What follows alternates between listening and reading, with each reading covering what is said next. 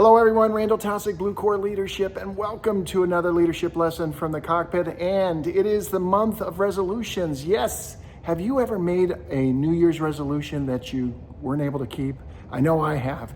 And it wasn't because of bad intentions, it was because most likely they weren't SMART goals. SMART goals are required in our business world. They're SMART goals that are required when we're flying airplanes. We're going to talk more about in the cockpit. See you soon.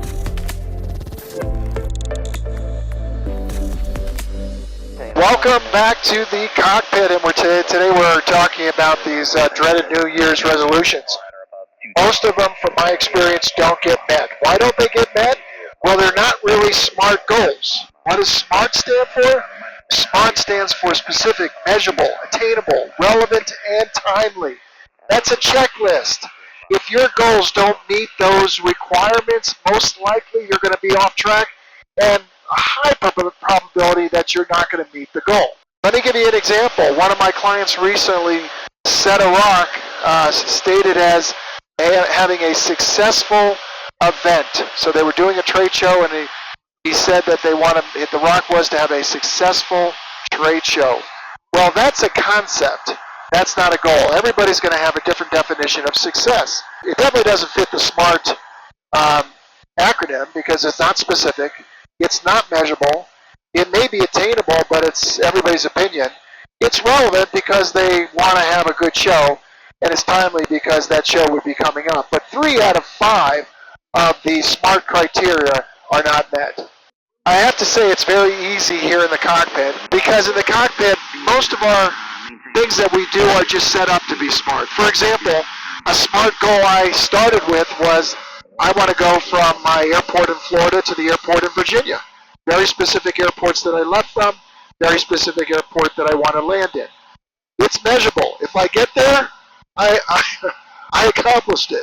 Attainable because I know the distance and I can fly there without even having to stop for fuel. It's relevant because I got to get back there, and it's timely because it's time to get back there. So that example of the SMART goal is very simple, but that's where we need to do better in our business world. Going back to my example of someone who says that the goal is to have a successful trade show, well, they may say success is coming away with a certain amount of qualified leads.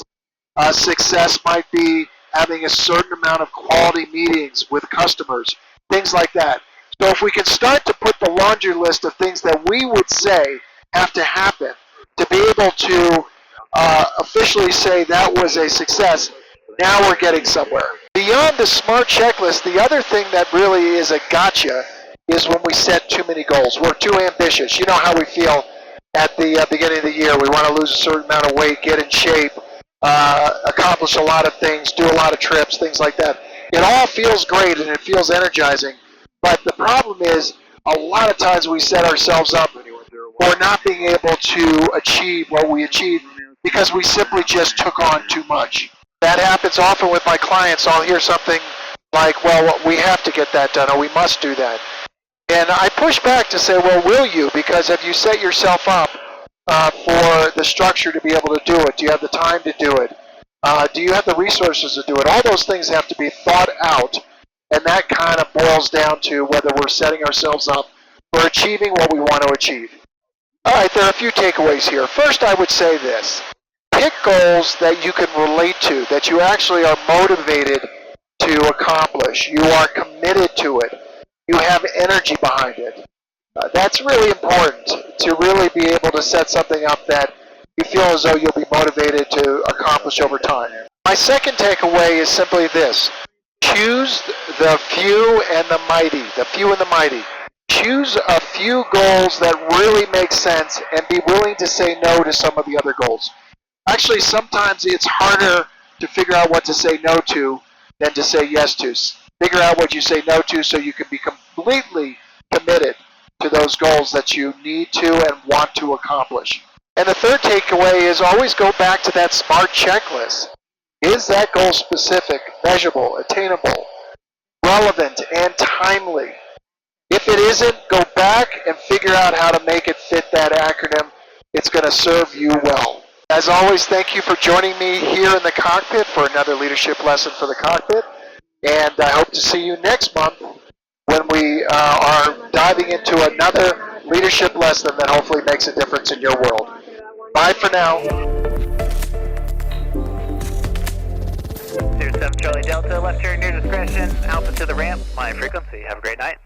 Okay, left turn here, Alpha to the ramp will stay with you. You have a good night as well, thanks.